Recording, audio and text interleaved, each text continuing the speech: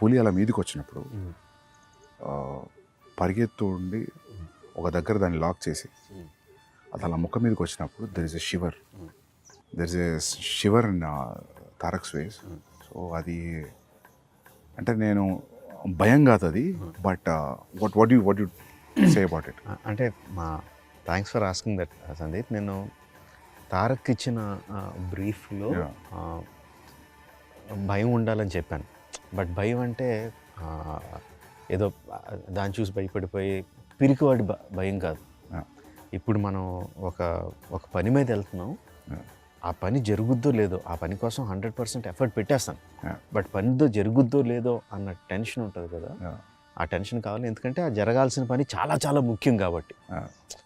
ఏదో కిరాణా కొట్టుకెళ్ళి ఏదో కొనుక్కొని రావడం టైప్ కాదు, తను అచీవ్ చేయాల్సిన చాలా ఇంపార్టెంట్ ఇది.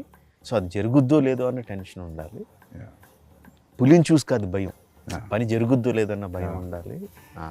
అది ఉండాలని తనకిచ్చిన బ్రీఫ్ అది. And him being terrific actor.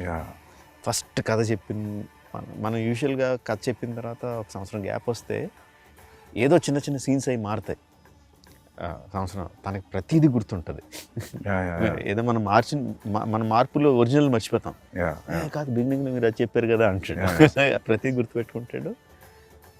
అంతే, నేను ఆ పర్టికులర్ షాట్లో ఇలా చేయండి, ఇంత పెట్టండి, అంత ఇది చేయండి అని అంత డీటెయిల్గా ఇవ్వను. ఓవరాల్ దాంట్లో ఏం కావాలో చెప్తాను, అక్కడ ఏం జరుగుతుందో చెప్తాను, అండ్ హీ విల్ డెలివర్.